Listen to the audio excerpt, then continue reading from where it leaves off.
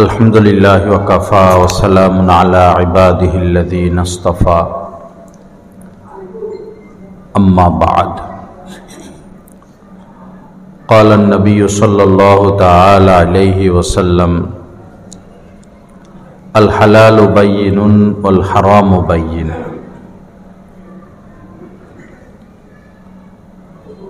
वक़ाल अलैहि सलातु वस्सलाम अत्ताजिरुल अमीनुस सदूक़ मअन नबिय्यीना वस्सिद्दीक़ीना वश्शुहदा। वक़ाल अलैहि सलातु वस्सलाम ला यदखुलुल जन्नता लहमुन नबता मिनस सुहती।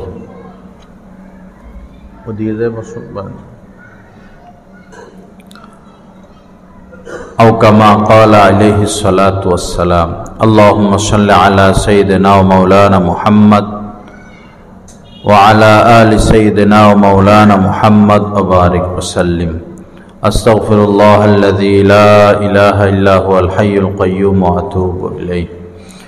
আল্লাহ পাক জাল্লা জালালহু আমাদের সবাইকে মাফ করে দেন, আজকের মাহফিলকে কবুল করেন। আল্লাহ পাক আমাদেরকে নূর ওয়ালা জিন্দেগি নসিব করেন। আমাদের সবার জন্য আল্লাহ পাক দয়া করে মেহেরবানি করে জান্নাতুল ফিরদাউসের ফয়সালা করে দেন। লা ইলাহা ইল্লাল্লাহ। ভৈরবের মধ্যে উল্লেখযোগ্য স্থান হচ্ছে ফেরিঘাট এবং সবচেয়ে পরিচিত নাম হাজী আসমত। উনারই যে মসজিদ, সে মসজিদ মাদ্রাসার আজকের এই প্রোগ্রাম।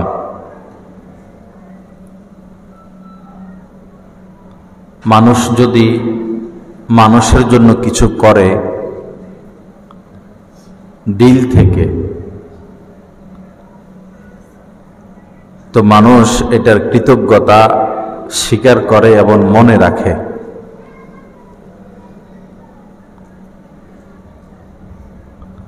আমাদের কমলপুর মাদ্রাসা বিশাল বড় মসজিদ। এই মসজিদের যার টাকা দিয়ে মসজিদ হয়েছে, হাজী জারু মিয়া বলে মনে হয়।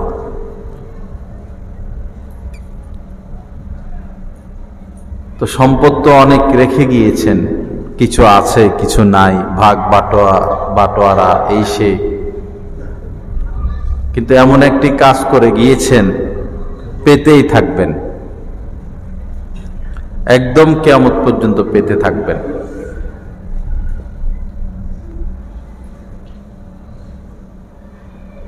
এমন জীবন যেন আমরা গ্রহণ না করি যে খালি হাতে চলে যেতে হয়।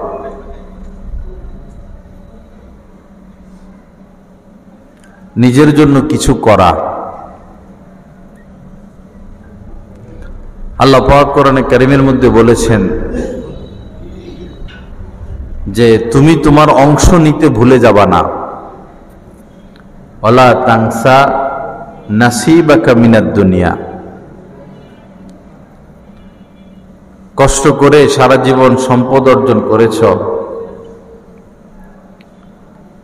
সবই রেখে যাবা, তুমি কিছু নিবা না।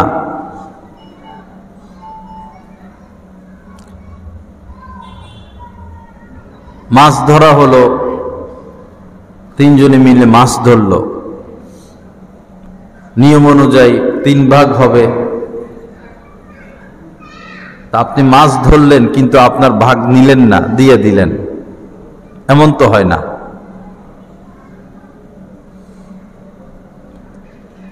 10 জন মিলে পার্টনার ব্যবসা করতেছে, মাসের পর বছরের পর 10 ভাগ হয়, যারটা সে নিয়ে যায়। কোনো পার্টনার তো এমন বলে না আমি টাকাও দিলাম, শ্রমও দিলাম, টাকা পয়সা লাভ যা সব তোমাদের, আমাকে কিছু দিতে হবে না, আমি নিব না। এরকম কেউ নাই। সারা জীবন আমি যে সম্পদ কামাইলাম এই সম্পদের ক্ষেত্রে আল্লাহ পাক বলছেন তোমার অংশটা নিতে তুমি ভুলবা না। আর সেটা হচ্ছে মৃত্যুর সময় সম্পদের 3 ভাগের 1 ভাগ নসিহত করা, যে আমার সম্পদের 3 ভাগের 2 ভাগ তোমাদের, 1 ভাগ আমার, এটা আমাকে দিয়ে দিবা। দেওয়ার নিয়ম হলো মাদ্রাসায় দান করা, মসজিদে দান করা, দ্বীনের জন্য, ইসলামের জন্য খরচ করা। তা আপনি যে এই 1 ভাগ নিয়ে গেলেন এটাই আপনার, আর যদি না নিয়ে যান তো খালি হাতে গেলেন। এটা একটা মুস্তাহাব আমল, মৃত্যুর আগে সম্পদের 3 ভাগের 1 ভাগ নসিহত করা অথবা নিজে দান করে দিয়ে যাওয়া। যদিও কাজটা কঠিন, আখিরাতে নাজাতের জন্য করতে হবে। হ্যাঁ, এই দান করাটা তখন যখন দান করলে আপনার সন্তান রাস্তায় নামতে হবে না। আপনি গরিব, আছেই সম্পদ কম, এখন 3 ভাগের 1 ভাগ সদকা করে দিলে তাদের চলতে কষ্ট হবে, অন্যের কাছে হাত পাততে হবে, তাহলে তারা এই কাজ করবে না। 3 ভাগের 1 ভাগ সদকা ওই ব্যক্তি করবেন, সদকা করার পর সন্তানদের এখনো আছে সম্পদ,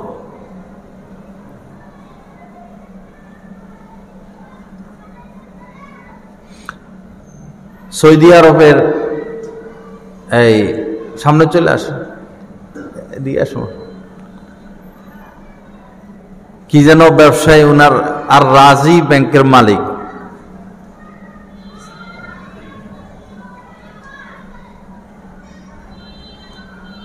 পিকনিকে যাবে ছাত্র অবস্থায় 1 টাকা দিতে হয়।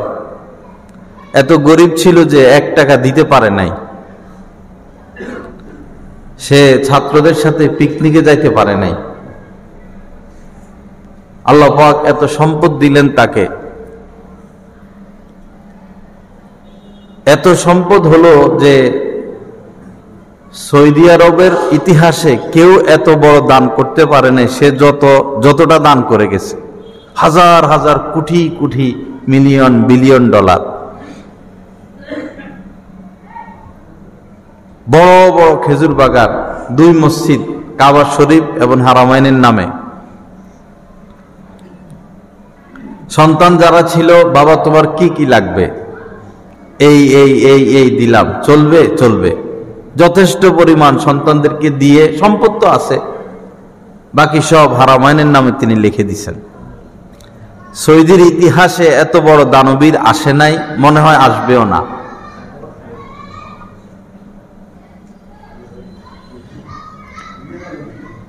আরেকটা বিষয় হলো, যাদের এমন সম্পদ নাই তারা কি করবেন? কিছু গোপন আমল করবেন, কিছু গোপন আমল, এটা স্ত্রীও যেন না জানে। আপনি, আপনার রব, একদম গোপন আমল, অল্প হোক, দুনিয়ার কেউ জানবে না। 7 শ্রেণীর লোকেরা আরশের নিচে ছায়া পাবে কিয়ামতের ময়দানে। 7 শ্রেণীর লোক, তার মধ্যে ওই ব্যক্তিও ছায়া পাবে আরশের নিচে যার ডান হাত দান করলো, বাম হাতও টের পায়নি, উনিও ছায়া পাবেন। এটার জন্য যে কোটি টাকা দিতে হবে এমন না, 1 টাকা হোক, 50 পয়সা হোক, কেউ জানলো না। আরেকটা হলো একদম গোপন আমল, অল্প হোক, যেমন আপনি প্রতিদিন 100 বার দুরূদ শরীফ পড়েন, কেউ জানে না, আপনি আর আপনার আল্লাহ।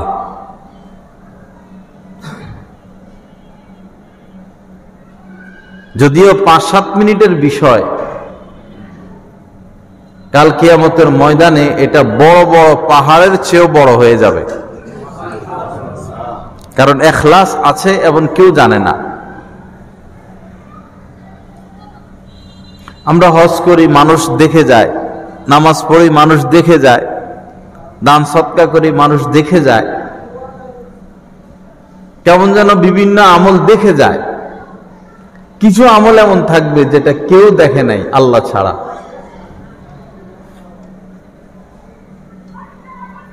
যদি সম্ভব হয় শেষ রাত্রে উঠা, শেষ রাত্রে উঠা সম্ভব না, মাঝে মধ্যে উঠলাম, সপ্তাহে একবার, মাসে একবার, অথবা ঘুম আসে না। এই জামানা বেশিরভাগ মানুষদেরই ঘুম আসে না, ওষুধ খাইলেও আসে না। তো ঘুম আসে না, শুয়ে আছি, তো অন্তত সপ্তাহে একদিন উঠে যাই, অথবা মাসে একদিন উঠি। স্ত্রী ঘুমাচ্ছে, ঘুমাক, চুপে চাপে আমি অজু করলাম, খুশবু থাকলে খুশবু ব্যবহার করলাম, জায়নামাজটা নিয়ে বারান্দায় চলে গেলাম, ছাদে চলে গেলাম,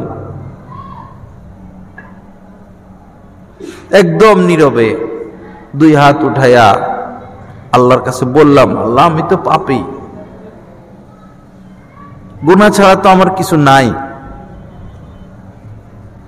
আমি তো জাহান্নামী, আল্লাহ আপনি দয়া না করলে তো আমার উপায় নাই, আল্লাহ আমি আপনাকে দেওয়ার মতো কোনো আমলও আমার নাই। এই গোপনে এক ফোঁটা চোখের পানিও যদি আসে, মুখের উপর গড়াইয়া পড়ে, নবীজি বলেছেন এই চেহারাকে আল্লাহ পাক জাহান্নামের আগুনে জ্বালাবেন না। 7 শ্রেণীর মানুষদের মধ্যে যাদেরকে আরশের নিচে ছায়া দেওয়া হবে, তার মধ্যে এই লোক যে গোপনে কান্নাকাটি করছে, কেউ জানে না, কোনোদিন কাউকে বলেও নাই, একদম গোপনে। একদিনও যদি পারি ভাই কানতে, তো আপনিও আরশের নিচে ছায়া পাবেন।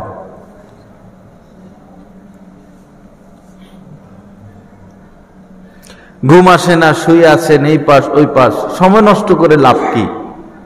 একটা তসবিহ নিয়ে শুইলাম, মোবাইল নিয়ে ঘুমাবো, তো আধা ঘন্টা 1 ঘন্টা সে নিয়ে যাবে, 1.5 ঘন্টা 2 ঘন্টা সে নিয়ে যাবে। ভালোটাও দেখা হবে, খারাপটাও দেখা হবে। দেখলাম না, কি লাভ? বহু তো দেখছি, দেখার শেষ নাই। সমুদ্রের পানির যেমন শেষ নাই, মোবাইলে এই ভিডিও সেই ভিডিও দেখারও কোনো শেষ নেই। কত দেখব? 1000 বছর যদি কেউ হায়াত পায় আর টানা 1000 বছর মোবাইলের ভিডিওগুলো দেখা শুরু করে, শেষ করা সম্ভব? কি দরকার? কি লাভ? ধোঁকা, শয়তানের ধোঁকা, ইহুদি খ্রিস্টানদের ধোঁকা। আমাদেরকে মানুষ হতে দিবে না, আমাদের বাচ্চাদেরকে মানুষ হতে তারা দিবে না। তাদের কলেজ ভার্সিটিতে নর্মাল মোবাইল ব্যবহার করতে দেয় না, অথচ তারা কেউ নাস্তিক, কেউ ইহুদি, কেউ হিন্দু, কেউ খ্রিস্টান, বৌদ্ধ, ভারতীয় এমন ভার্সিটি আছে, এই কোটি মোবাইলও ব্যবহার করতে দেয় না। রাশিয়া তো আছেই, চীনে তো আছেই, চীনে বাচ্চাদেরকে গেমস পর্যন্ত খেলতে দেয় না রাষ্ট্রীয়ভাবে, সপ্তাহে 2 দিন খেলতে দেয়। পাপের সব আসবাবপত্র তারা তৈরি করে ছড়াইয়া দিছে, তাদের টাকার দরকার, ওই পাপে আমরা লিপ্ত হচ্ছি। তারা কিন্তু ঠিকই সতর্ক। অস্ট্রেলিয়ায় আইন পাশ হয়েছে, সামাজিক যে ফেসবুক, ইউটিউব, এগুলো স্টুডেন্টরা 18 বছর আগে কেউ ব্যবহার করতে পারবে না। অথচ ওই দেশে তো সবাই নাস্তিকই। কি হলো আমাদের? আমাদের ধর্ম তারা নিয়ে যাচ্ছে, আমাদের ইসলাম তাদের কাছে, তাদের পাপ আমাদের কাছে। তারা ওয়াদা দিবে, মরে যাবে, ওয়াদা ভাঙবে না। জাপান গিয়ে দেখেন, কথা দিছে মরে যাবে, কথা ভঙ্গ করবে না, খারাপ ব্যবহার করবে না। এটা তো ইসলাম।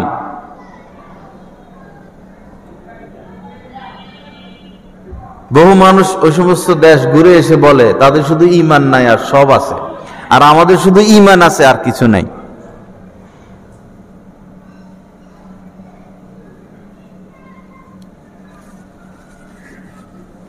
শোয়ার সময় তাসবিহ নিয়ে শুইলাম, 100 বার দুরূদ শরীফ পড়তে ভাই কতক্ষণ নূরে দিলটা ভরপুর হয়ে যায়।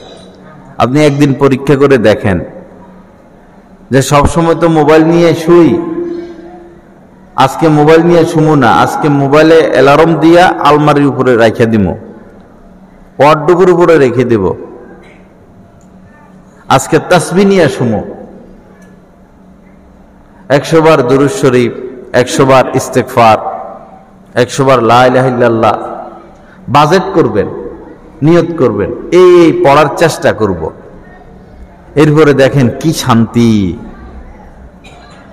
কি নূর, কি বরকত। ফজরের নামাজটা যদি উঠে মসজিদে এসে পড়া যায়, সারাটা দিন কি ভালো লাগে।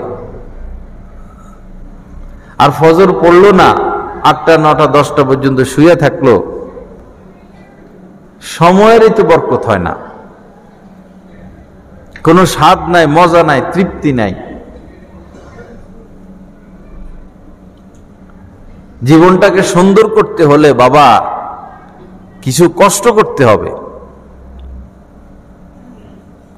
আমাদের মাদ্রাসার এক ওস্তাদের ফোনা উঠছে মাথায়, তাও কষ্টে।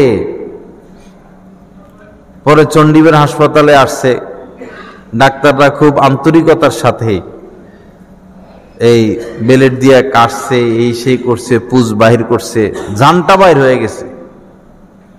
এত কষ্ট, মাথার ফোঁড়া তো, আর রিক্সি জায়গায় ক্যান্সার হয়ে যাবে একটু পরে, মগজে চলে যাবে। মানুষ মারলেও মনে হয় এত কষ্ট নেই, তার যত কষ্ট হয়েছে। তো পুজ টুজ সব বাহির করলো, রক্ত রক্ত সব বাহির করলো, এখন ব্যথাও শেষ, শান্তি। যদি এই কষ্টটা স্বীকার না করতো তাহলে তো ক্যান্সার হইতো। তো শান্তি পাওয়ার জন্য কষ্ট স্বীকার করছে। আত্মায় শান্তি পাওয়ার জন্য, শান্তির কেন্দ্রস্থল আত্মা, এই কল্ব, আত্মা, রূহ, কলবে, রুহে শান্তি পাওয়ার জন্য কিছু কষ্ট স্বীকার করতে হবে। সারা জীবন তো কুদৃষ্টি করলামই, রাস্তাঘাটে মহিলা যেই আসে তার দিকে নজর চলে যায়, পত্রিকা পড়লে মহিলাদের দিকে নজর যায়, বিল বোর্ড জায়গায় জায়গায় মহিলাদের ছবি ঝুলানো, নজর যায়। তো সারা জীবন তো কুদৃষ্টি করলামই, একটা সপ্তাহ একটু পরীক্ষা করেন না, আর কত দেখব নারী, ঘুরে ফিরে তো সেই নারী। এই নয় যে এই যেমন ফুল, একটা গোলাপ ফুল একরকম, গেঁদা আরেক রকম, জবা আরেক রকম, টগর আরেক রকম, ঘুরে ফিরে একটা নারী, নারীর দেহ, এই তো সব তো একই। সারা জীবন তো দেখলামই, একটা সপ্তাহ না দেখব না, একটা সপ্তাহ দেখব না, দেখি। এক সপ্তাহ না, আপনি একদিন না দেখে থাকেন না, দেখেন আল্লাহ আপনার এই জ্বলন্ত অন্তরে পানি ঢেলে দিছে। সেজদে গিয়ে কি মজা লাগতেছে, আজকে নজর হেফাজত হয়েছে। ঘুমাইতে গিয়ে কি মজা, স্ত্রীর কাছে গিয়ে কি শান্তি।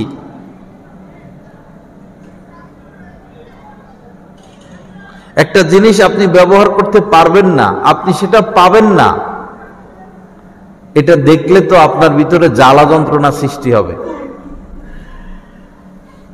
যেমন আপনি গরিব মানুষ, রিকশায় উঠতে পারেন না, এখন আপনি প্রাইভেট কারের দিকে তাকান, হায়রে মানুষ প্রাইভেট কারে চলাফেরা করে, আপনি নোহার দিকে তাকান, হায়রে মানুষ নোহায় চলাফেরা করে। আরো দামি দামি গাড়ির দিকে তাকায় তাকায় থাকেন, আবার হেলিকপ্টারে করে মানুষ চলাফেরা করে, আবার বিমানে করে চলাফেরা করে, অথচ আপনি রিক্সায় উঠারও টাকা নাই। তো এগুলোর দিকে তাকানোর দ্বারা তো কষ্ট কমে না, বাড়ে বাড়ে। মোবাইলের এই সমস্ত মেয়ে, রাস্তাঘাটের এই সমস্ত নারী, নায়িকা, ফ্যাশন গায়িকা, এদেরকে কি পাওয়া সম্ভব? এরা তো অনেকে মারাও গেছে, অনেকে বুড়ি হয়ে গেছে, তাদেরও অশ্লীল ভিডিওগুলো রয়ে গেছে। আর আপনি একজন নামাজি মানুষ, আপনি ওই দিকে হাঁটবেনও না। তো দেখবো কেন?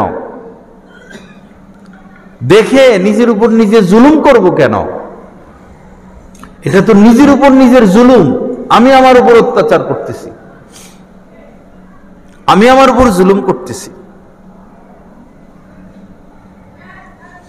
আল্লাহ আমাদেরকে তৌফিক দান করেন। শান্তি পেতে হলে কিছু কষ্ট স্বীকার করতে হবে। অনেক সময় অস্থির লাগে, গোসল করা হয় নাই, শীতকাল, বাহিরে অনেক কুয়াশা, রাত্রেও ঠান্ডা, দিনেও ঠান্ডা, একদিন দুই দিন পার হয়ে গেল, গোসলের তৌফিক হচ্ছে না, মানে এত শীত, তখন অশান্তি লাগে। গোসল না করতে পারলে পেরেশানি লাগে, অস্বস্তি লাগে। এদিকে গরম পানিরও ব্যবস্থা নাই, মনে করুন এই ঠান্ডা পানি দিয়ে গোসল করা কঠিন, তাও কষ্ট করে করে ফেলছেন। করার পরে এখন শান্তি লাগে কিনা? যদি এই কষ্টটা আপনি স্বীকার না করতেন, ঠান্ডা পানি ব্যবহার, তাইলে এই শান্তিটা পাইতেন না। গুনাহ থেকে বাঁচা কষ্ট, গুনাহ থেকে বেঁচে গেলে এরপর একটা শান্তি আসে, মজা আসে, তৃপ্তি আসে। যিনি শান্তিদাতা, তিনি অন্তরে শান্তি নাজিল করে দেন। আল্লাহ পাক আমাদেরকে তৌফিক দান করেন। আরেকটা বিষয় হলো,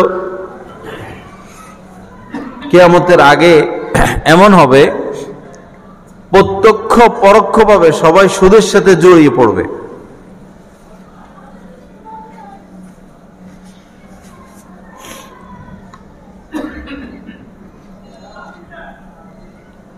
কিয়ামতের আলামত বিভিন্ন জায়গায় আমাকে বলে যে আপনি সুদের কথা এত কড়াকড়ি ভাবে বলেন কেন, বা এটা বেশি বলেন কেন? আমার বেশি বলার এক কারণ হইল, আলহামদুলিল্লাহ আমি তো ওয়াজের ধান্দা করি না। এক নম্বর কথা, যে আমার আগামী বছর দাওয়াত দিবে কি দিবে না এই চিন্তা আমার মাথায় থাকে না। আরেকটা হলো, কিতাবের মধ্যে লেখা আছে সুদের বয়ান এটা ঠান্ডা মাথায় করলে হবে না, এটা গরমা গরমি করে করতে হবে। সুদের বয়ানটা খুব কঠিন ভাষা বলতে হবে, এটা কিতাবে লেখা আছে।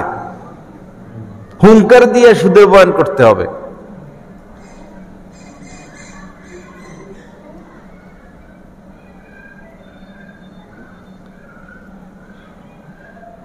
বর্তমানে কিয়ামতের আগে তো সবাই সুদের সাথে লিপ্ত হবে। বর্তমানে কি অবস্থা?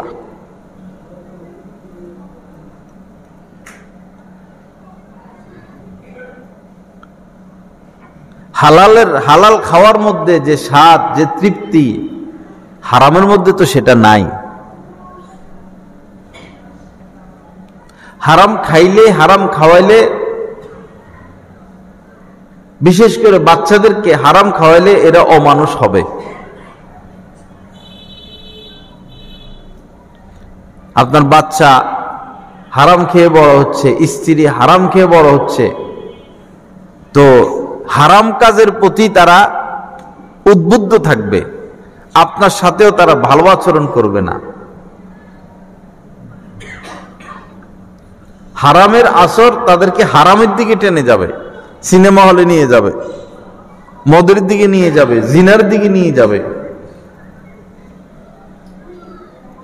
নিজের কলিজার টুকরা সন্তান যদি মদের বোতল গ্রহণ করে, এর চেয়ে কষ্টকর কথা আর কি হইতে পারে?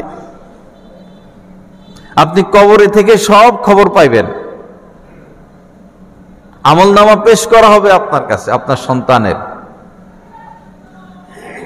অনেক টাকা রেখে গেছেন হালাল হারাম, সে মদে লিপ্ত হবেই, সে জিনায় লিপ্ত হবেই, সে জুয়া খেলবেই। কারণ এত টাকা দিয়ে সে কি করবে? আপনি মারা যাওয়ার সাথে সাথে যখন দেখবে যে সে 15-20 কোটি টাকার মালিক, 100 কোটি টাকার মালিক, 5-7টা বাড়ি, 10টা বাড়ি, 20টা বাড়ি, এত টাকা দিয়ে কি করবো? ভাত তরকারি খাইলে আর কয় টাকা খরচ হয়? ভাত তরকারি, মাছ, প্রত্যেকদিন চিংড়ি মাছ আর ইলিশ মাছ, এরকম খাসির কলিজা, ভিআইপি খানা যদি খায় কয় টাকা খরচ হইব? আমার বাপে তো কোটি কোটি দিয়ে গেছে। তখন হালাল খানা তার কাছে ভালো লাগবো না, সে বোতল নিবেই। স্ত্রী ভালো লাগবে না, বিদেশি মেয়েদের সাথে যোগাযোগ করবে। তার তো কামাই করার দরকার নাই, খরচ করে তো শেষ করতে পারবে না। তো এই যে এখন পাপ করতেছে, আপনার পাপও বাড়তেছে, কারণ আপনি পাপের সুযোগ দিয়ে গেছেন। আপনি তো একটা পাপ নিয়ে গেছেন, এখন প্রতিনিয়ত আপনার পাপ বাড়ে, আযাব বাড়ে। এমনও আমরা কিতাবে পড়েছি, কোন মানুষ মারা গেল সে ভালো আছে, আযাব নাই, কবরে সে ভালো আছে। কিন্তু এমন সন্তান রেখে গেল যারা তার ছত্র ছায়ায় পাপে লিপ্ত হচ্ছে।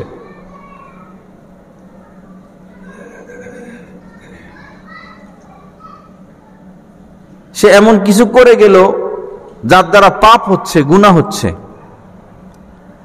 তো এটার সমপরিমাণ পাপ তার আমলনামায় যাইতে থাকবে।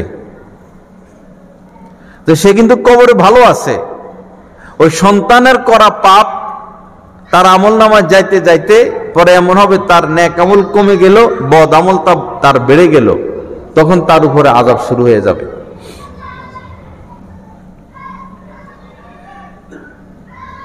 আপনি মসজিদ করে গেছেন, কিয়ামত পর্যন্ত সওয়াব পাবেন। আপনি সিনেমা হল করে গেছেন, কিয়ামত পর্যন্ত পাপ যাবে আমলনামায়।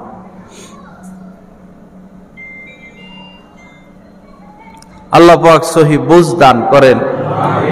বাবা, আপনার এই বাচ্চাটা নিষ্পাপ বাচ্চা, মাসুম বাচ্চা, এর মুখে আপনি লোকমা দিচ্ছেন, আপনি বাবা, আপনার দায়িত্ব লোকমা দেওয়া। আপনি কেমনে হারামটা তুলে দিলেন আপনার বাচ্চার মুখে? এর থেকে আপনি বিষ তুলে দেন, মরে যাক, জান্নাতে চলে যাক। আপনি হারাম কেমনে তুললেন আপনার সন্তানের মুখের মধ্যে? আপনার কলেজে দিল কিভাবে, আত্মা দিল কিভাবে?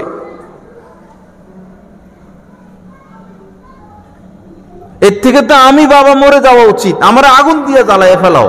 আমি আমার সন্তানকে হারাম খাওয়াইতেছি, আমরা গুলি করে শেষ করে ফেলাও।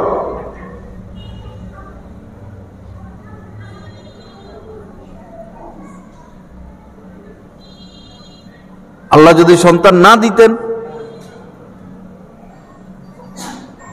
নরসিংদীর কাদের মোল্লা সাহেব কত হাজার কোটি টাকার মালিক, সন্তান তো নাই। হাজার হাজার মানুষ আছে, সন্তান নাই। আপনি সন্তান পাইছেন কিভাবে? আপনার আত্মা দিল আপনার সন্তানটাকে হারাম খাওয়াইতে।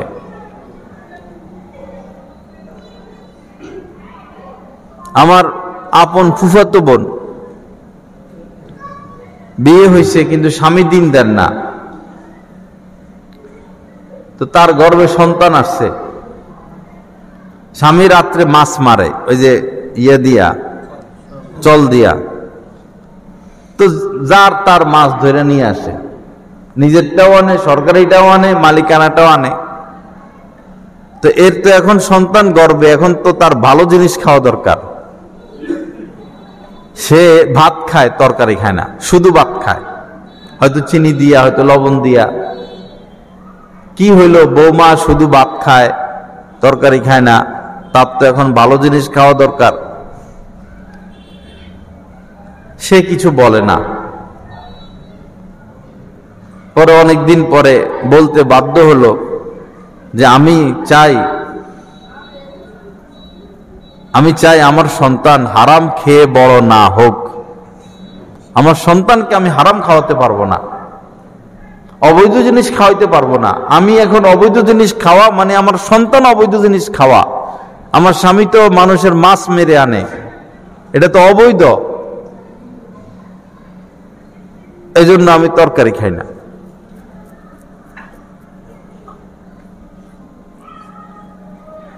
আল্লাহ পাক আমাদেরকে হালাল পথে চলার তৌফিক দান করেন। বাবা, রিজিক এটা সুনির্দিষ্ট, আর রিজকু মাকসুমুন, রিজিক এটা নির্ধারিত। আপনি কোন মাছটা আপনার রিজিক, এটা ওই মাছের গায়ে লেখা আছে নাম, এই মাছ অমুকের রিজিক।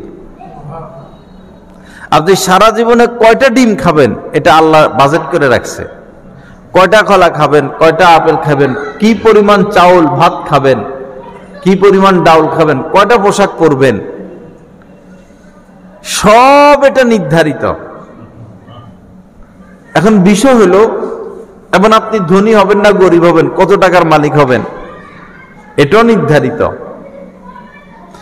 বিষয় হলো আপনি যদি হালাল পথে হাঁটেন, আল্লাহ যেটা নির্ধারণ করে রাখছে এটা হালাল ভাবে আপনার কাছে চলে আসবে। আর আপনি যদি হারাম পথে হাঁটেন, ওই হারাম পথে অতটুকুই আসবে যতটুকু আল্লাহ লিখে রাখছেন, বেশি আসবে না।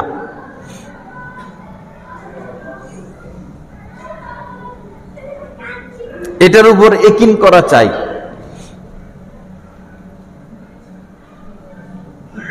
আল্লাহ পাক সহি বুঝ দান করেন, আল্লাহ পাক আমাদেরকে হেদায়েত দান করেন।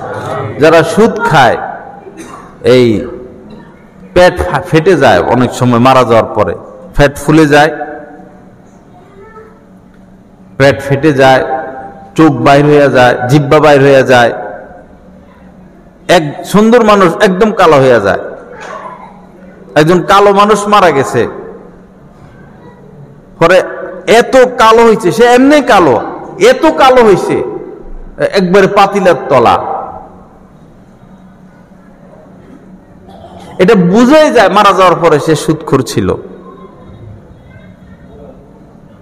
কমলপুর মাঠে তো মাশাআল্লাহ জানাজা আসতেই থাকে, আমি পড়াই, আমি উপস্থিত থাকলে আমি পড়াই, বা বহু মানুষ আমার বলে রাখছে, হুজুর আমার জানাজাটা আপনি পড়াইয়েন। লাশ দেখতে দেখতে এখন আর লাশ দেখি না, দেখলে বুঝে আসে আলহামদুলিল্লাহ যে ভালো না অবস্থা। কিছু আলামত পাওয়া যায়, কোরআন হাদিসে এরকম আলামত লেখা আছে।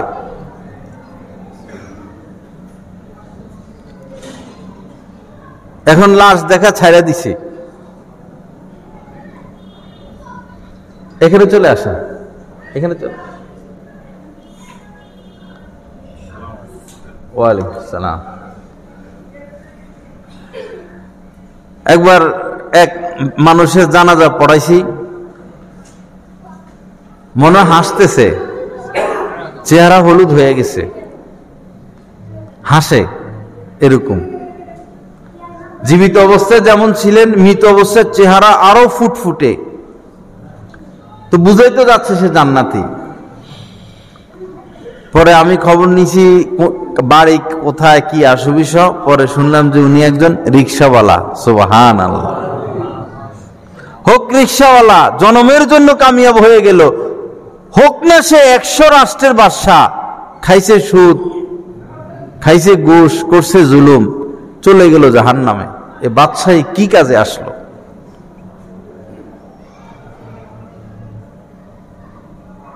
আল্লাহর হস্তে বাবা, এই সুদ থেকে ফিরে আসি, দুইটা পা ধরে বলি, সব শেষ, আপনার সকল ইবাদত শেষ। সোনারগাঁও হোটেল বা শেরাটনে গিয়ে পেট ভরে খাইছেন, পরে একটু বিষও খাইছেন, লাভ হইল কি? সবই তো শেষ, এখন মরা লাগবে। কত ইবাদত বন্দিগি আমরা করি, সবই শেষ হয়ে যাবে যদি হারামের সাথে আমার সম্পর্ক থাকে। হিম্মত করেন ইনশাল্লাহ, এমন হিম্মত করেন যে দরকার হয় রিক্সা চালাইয়ে খামো, দরকার হয় সুইফারগিরি করমু, দরকার হয় ভিক্ষা করমু, দরকার হয় রাজমিস্ত্রি কাজ করমু, কিন্তু হারাম খাবো না।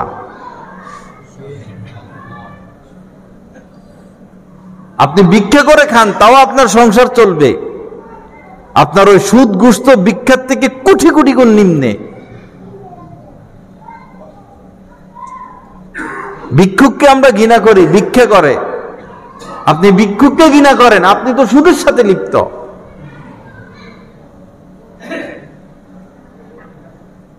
কিভাবে দেশটাকে খাইতেছে সে স্বাধীনতার পর থেকে, কিভাবে দেশটাকে খাইতেছে।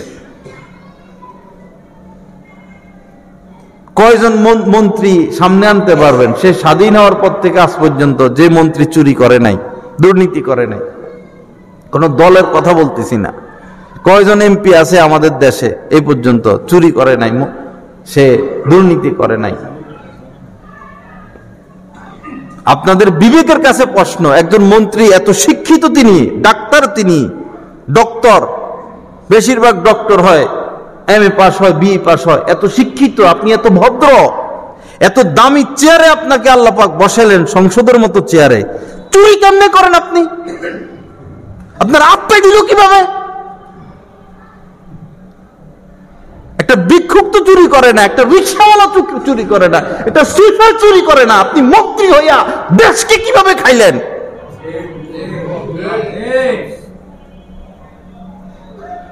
এই দেশ সম্পদের উপরে বাঁচতেছে। আমেরিকার ভিক্ষা দিব আমরা, সারা পৃথিবীতে আমরা চালাইতে পারবো, এই পরিমাণ সম্পদ এই দেশে আছে। স্বাধীন হওয়ার পর থেকে আমরা যোগ্য, ইনসাফগার, নেককার সেই সালাহুদ্দিন আইয়ুবীর মতো শাসক আমরা পাই নাই। আজ পর্যন্ত গ্যাসগুলো উঠাবে, তেলগুলো উঠাবে, এরকম যন্ত্রপাতি বাংলাদেশ সরকার তৈরি ব্যবস্থা করতে পারে নাই। অথচ তেলের উপরে বাঁচতেছে এই দেশ, গ্যাসের উপরে বাঁচতেছে, সম্পদের উপর বাঁচতেছে। অবশ্যই এই দেশের মধ্যে স্বর্ণের খনিও আছে। আমার শায়েখ প্রায় সময় দোয়া করে, আল্লাহ এই দেশে আপনি স্বর্ণের খনিও দেন। গ্যাসের উপর বাঁচতেছে এই দেশ। সময় আসছে, সময় আইছে ভাই, এলাকার মধ্যে যে লোকটা ভালো এর মেম্বার বানান, যে লোকটা ভালো তারে চেয়ারম্যান বানান। আপনারা কি মনে করেন আমাদের জামে মসজিদের হাফেজ জামাল সাহেবকে যদি প্রধানমন্ত্রী বানানো হয় চুরি করব, ডাকাতি করবে? আমাদের বিচি স্যার কমলপুর মাদ্রাসার এই হিসাব রক্ষক, উনারে যদি আপনি অর্থমন্ত্রী বানান, উনার দ্বারা 10 পয়সা দুর্নীতি করা সম্ভব? একবার আল্লাহর হস্তে কিছু ভালো লোককে বসান না ভাই, দলমত নির্বিশেষে বসায় দেখেন না তারা কি করে। দেশটাকে বাঁচান ভাই, আল্লাহর হস্তে দেশকে বাঁচান। হুব্বুল ওয়াতান মিনাল ঈমান, এটা ঈমানেরই শাখা, দেশকে ভালোবাসা। রাস্তা খাইয়া ফেলে ডাইরেক্ট, একটুক দিয়ে ডালাই কালোটা। এই নাটালের মোড়কে নাটালের মোড় না কইয়া ধুলাবালির মোড় নাম রাখেন, ধুলাবালির মোড়। এই দিক দিয়ে আসলে গোসল করতে মন চায়, এখান দিয়ে রিক্সা দিয়ে আসলে পরে গোসল করা পর্যন্ত শান্তি লাগে না মনে।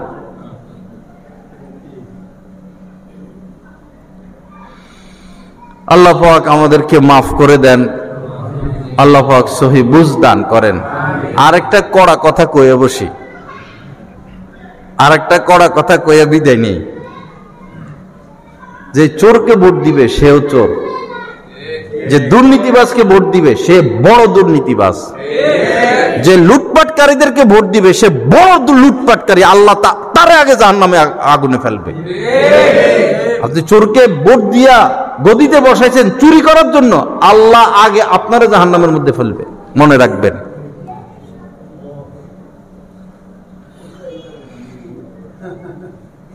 আল্লাহ পাক সহি বুঝ দান করেন, আল্লাহ পাক হেদায়েত দান করেন, আল্লাহ পাক আমাদের সবাইকে আল্লাহওয়ালা হওয়ার তৌফিক দান করেন।